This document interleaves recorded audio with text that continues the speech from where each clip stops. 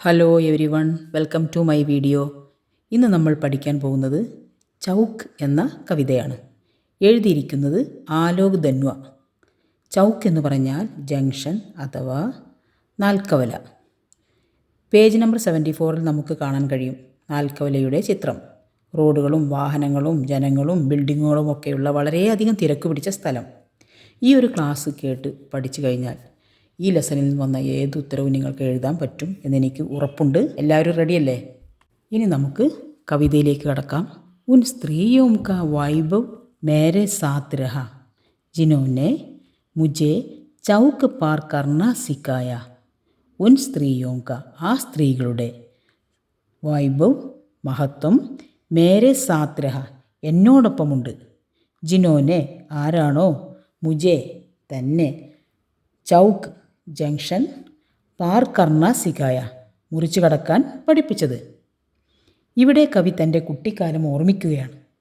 കവി പറയുകയാണ്, ആരാണോ തന്നെ ജംഗ്ഷൻ മുറിച്ചു കടക്കാൻ പഠിപ്പിച്ചത് ആ സ്ത്രീകളുടെ മഹത്വം എന്നോടൊപ്പമുണ്ട്.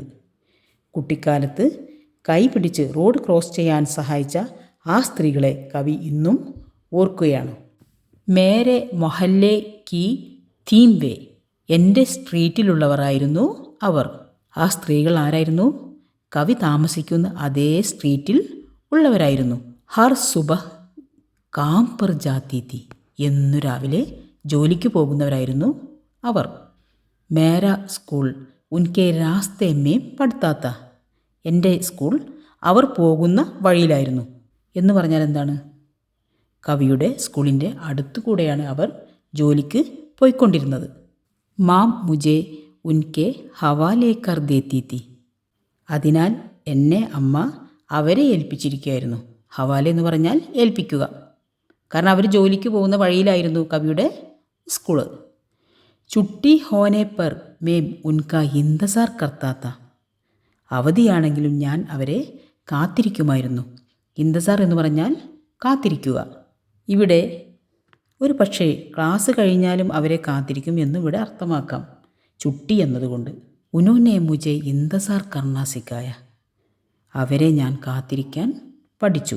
ഈ ഒരു സ്റ്റാൻസിൽ നമ്മൾ മനസ്സിലാക്കേണ്ടത്, സെയിം സ്ട്രീറ്റിൽ താമസിക്കുന്ന സ്ത്രീകൾ കവിയുടെ കുട്ടിക്കാലത്ത് റോഡ് ക്രോസ് ചെയ്യാൻ സഹായിച്ചു. അവർ വരുന്നതുവരെ ക്ഷമയോടെ കാത്തിരിക്കാനും കുട്ടിക്കാലത്ത് കവി പഠിച്ചു എന്നതാണ്. ഇനി നമുക്ക് സെക്കൻഡ് സ്റ്റാൻസ നോക്കാം. കസ്ബെ കെ സ്കൂൾ മേ, പട്ടണത്തിലെ സ്കൂളിൽ. കസ്ബെ എന്ന് പറഞ്ഞാൽ ചെറിയ പട്ടണം. മേനെ പഹലി ബാർ ദാഖില ലിയാത്ത, ഞാൻ ആദ്യമായിട്ട് പ്രവേശനം നേടി. ദാഖില എന്ന് പറഞ്ഞാൽ പ്രവേശനം. കുച്ച് ദിനോ ബാദ് മേ, കുറച്ച് ദിവസങ്ങൾക്ക് ശേഷം ഞാൻ കുദ്ഹി ജാനെ ലഗ, സ്വയം പോകാൻ തുടങ്ങി. കുത് എന്ന് പറഞ്ഞാൽ സ്വയം. ആദ്യം അവൻ സ്ത്രീകളുടെ കൂടെയൊക്കെ ആയിരുന്നല്ലോ പോയിരുന്നത്. ഇപ്പോൾ അവന് സ്കൂളൊക്കെ മാറി കുറച്ച് വലുതായി സ്വയം പോകാൻ തുടങ്ങി. അവർ ഉസ്കെ ബി കുച്ച് ദിനോം ബാദ്, അവിടുന്ന് കുറച്ച് ദിവസങ്ങൾക്ക് ശേഷം കയ്യിലെടുക്കെ മേരെ ദോസ്ത് ബൻ ഗയെ, ധാരാളം കുട്ടികൾ, അനേകം കുട്ടികൾ അവൻ്റെ ഫ്രണ്ട്സുകളായി മാറി, ആൺകുട്ടികൾ. തബ് ഹം സാത്ത് സാത്ത്, അപ്പോൾ ഞങ്ങളെല്ലാവരും ഒരുമിച്ച്. കൈ ദൂസരെ രാസ്തോം സേബി, മറ്റൊരു വഴികളിലൂടെ. ദൂസര എന്ന് പറഞ്ഞാൽ രണ്ടാമതൊരു വഴികളിലൂടെ. രാസ്ത എന്ന് പറഞ്ഞാൽ വഴി. സ്കൂൾ ആനെ ജാനെ ലഗെ, സ്കൂളിലേക്ക് പോകാനും വരാനൊക്കെ തുടങ്ങി. അപ്പോൾ ആൺകുട്ടികളെ കൂടെയൊക്കെ കളിച്ചും ചിരിച്ചൊക്കെ ആയിട്ട് മറ്റൊരു വഴികളിലൂടെ അവർ സ്കൂൾ വിട്ട് കഴിഞ്ഞാൽ പോകാനും വരാനൊക്കെ തുടങ്ങി. അപ്പോൾ ആദ്യം ജംഗ്ഷനിലൂടെയൊക്കെ ആയിരുന്നു മുറിച്ച് കടന്നിട്ടൊക്കെ ആയിരുന്നു പോയിരുന്നത്. ഇപ്പോൾ വഴി മാറി. ലേക്കിൻ അബ്ബി, പക്ഷേ ഇപ്പോഴും. ഉൻ തോടെസെ ദിനോംകെ കൈ ദശകവും ബാദ്ബി, ഉൻ തോടെസെ ദിനോംകെ, കുറച്ച് ദിവസങ്ങൾക്ക്, ആ കുറച്ച് ദിവസങ്ങളെക്കുറിച്ച്. കൈ ദശകവും ബാദ്ബി, അനേകം പതിറ്റാണ്ടുകൾക്ക് ശേഷവും. ജബ് കബി, എപ്പോഴെങ്കിലും, ഇടക്ക്, മേ കിസി ബഡേ ഷഹർക്ക്, ഞാൻ ഏതെങ്കിലും വലിയ പട്ടണത്തിലൂടെ, ബേതർത്തീബ് ചൗക്ക് സെ ഗുസർത്താഹും, നിയന്ത്രണമില്ലാത്ത ജംഗ്ഷനിലൂടെ കടന്നു പോകുന്നു. ഇപ്പോഴും ഇടക്കൊക്കെ വലിയ പട്ടണത്തിലൂടെ ഒക്കെ കടന്നു പോകുന്നു. ആര്? ഈ പോയറ്റ്. ഉൻ സ്ത്രീയും കി യാദാത്തിഹെ, അപ്പോഴൊക്കെ ആരോ ഓർമ്മ വരുന്നു? ആ സ്ത്രീകളെക്കുറിച്ച് ഓർമ്മ വരുന്നു. വളരെ കുറച്ച് ദിവസങ്ങളെ ആ സ്ത്രീകളുടെ കൂടെ അവൻ സ്കൂളിലൊക്കെ പോയിട്ടുള്ളൂ. പക്ഷേ അനേകം പതിറ്റാണ്ടുകൾക്ക് ശേഷവും അദ്ദേഹത്തിന് ആ സ്ത്രീകളെക്കുറിച്ച് ഓർമ്മ വരുന്നു. എപ്പോഴാണ് ഓർമ്മ വരുന്നത്? ജംഗ്ഷനിലൂടെയൊക്കെ മുറിച്ച് കടക്കുമ്പോഴും അതുപോലെ തന്നെ വലിയ പട്ടണത്തിലെ നിയന്ത്രണമില്ലാത്ത ജംഗ്ഷനിലൂടെയൊക്കെ പോകുമ്പോഴൊക്കെയാണ് അദ്ദേഹത്തിന് ഓർമ്മ വരുന്നത്. ഔർ മേം അപ്പന ദായാം ഹാത്ത് ഉൻകി ഓർ ബഡാ ദേത്താ ഹും. അദ്ദേഹം തൻ്റെ വലത് കൈ അവർക്ക് നേരെ നീട്ടുന്നു. ഔർ ബായേം ഹാത്ത് സെ ഉസ് സ്ലേറ്റ് കോ സംഭാൽത്താ ഹും. ഇടത് കൈ കൊണ്ട് സ്ലേറ്റ് ചേർത്ത് പിടിക്കുന്നു. സംഭാലന എന്ന് പറഞ്ഞാൽ ചേർത്ത് പിടിക്കുക. കുട്ടിക്കാലത്ത് കവിക്ക് സ്കൂളിൽ പോകാൻ ചില സ്ത്രീകളിൽ നിന്ന് സഹായം ലഭിച്ചിരുന്നല്ലോ. അക്കാലത്ത് വലത് കൈകൊണ്ട് അവരുടെ കൈ പിടിച്ചും ഇടത് കൈകൊണ്ട് സ്ലേറ്റും പിടിച്ചാണ് അദ്ദേഹം പോകാറുണ്ടായിരുന്നത്. ജിസെ മേ ചോടായാത്ത 20 ബർസോം കെ അഖ്ബാർ കെ പീച്ചെ.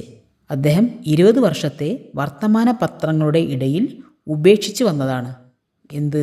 ആ സ്ലേറ്റ് എന്നാണ് അദ്ദേഹം പറയുന്നത്. ഏകദേശം 20 വർഷങ്ങൾ കഴിഞ്ഞു. ഇത് സൂചിപ്പിക്കാനാണ് ആ ദിവസങ്ങളെ 20 വർഷങ്ങളിലെ വർത്തമാന പത്രങ്ങൾക്ക് പിന്നിൽ ഉപേക്ഷിച്ചു എന്ന് കവി പറയുന്നത്. ഇതിനർത്ഥം സ്കൂൾ ജീവിതം കഴിഞ്ഞ് ഏകദേശം 20 വർഷങ്ങൾ വാർത്തകളുടെ രൂപത്തിൽ കടന്നുപോയി എന്നാണ്. കവിയെ പരിചയപ്പെടാം. ആലോക് ദന്നോ का जन्म 2 जुलाई 1948 में ബീഹാർ के മുംഗേർ ജില്ലേ में हुआ. 1948 ജൂലൈ 2 ബീഹാറിലെ മുംഗേർ ജില്ലയിലാണ് ആലോക് ദന്വ ജനിച്ചത്. ആപ്കി പഹലി കവിത ജനതാ കാ ആദ്മി സൻ 1972 में പ്രകാശിത് ഹുയി. അദ്ദേഹത്തിൻ്റെ ആദ്യത്തെ കവിത ജനതാ കാ ആദ്മി എന്ന പേരുള്ള ആദ്യത്തെ കവിത 1972 പ്രസിദ്ധീകരിച്ചത്. ദുനിയ റോസ് ബൻതി ഹെ 1998 ആപ്ക കവിതാ സംഗ്രഹ. ദുനിയ റോസ് ബൻതി ഹെ എന്നത് കവിതാ സംഗ്രഹം 1998 പ്രസിദ്ധീകരിച്ചത്. ചൗക്ക് ഈ സംഗ്രഹയ്ക്ക് കവിത ഹെ. ഇതിൽ നിന്നും എടുത്തതാണ് ഈ ചൗക്ക് എന്ന കവിത. ആപ്കോ പഹല സമ്മാൻ, രാഹുൽ സമ്മാൻ, നാഗാർജുൻ സമ്മാൻ, ഫിറാക്ക് ഗോരഖ്പുരി സമ്മാൻ, ഗിരിജാകുമാർ മാഥുർ സമ്മാൻ, ഭവാനി പ്രസാദ് മിശ്ര സമ്മാൻ, ബിഹാർ രാഷ്ട്രഭാഷാ പരിഷത്ത് കാ സമ്മാൻ ആദി പ്രാപ്ത് ഹുയെ. ഇത്രയും പുരസ്കാരങ്ങൾ അദ്ദേഹത്തിന് ലഭിച്ചിട്ടുണ്ട്. ഇതോടുകൂടി ഈ ചാപ്റ്റർ അവസാനിച്ചിരിക്കുന്നു. ബാല്യത്തിൽ നമുക്ക് ലഭിക്കുന്ന സ്നേഹത്തിൻ്റെയും നന്മയുടെയും അനുഭവം ജീവിതാവസാനം വരെ നമ്മളിൽ തന്നെ നിലനിൽക്കുമെന്ന് കവി പറയാൻ ആഗ്രഹിക്കുന്നു. എല്ലാവർക്കും ഈ ലെസൺ നന്നായി മനസ്സിലായിട്ടുണ്ടാകുമെന്ന് വിശ്വസിക്കുന്നു. തുടർന്നും നിങ്ങളുടെ സപ്പോർട്ട് പ്രതീക്ഷിച്ചുകൊണ്ട് നിർത്തുന്നു. താങ്ക്സ്.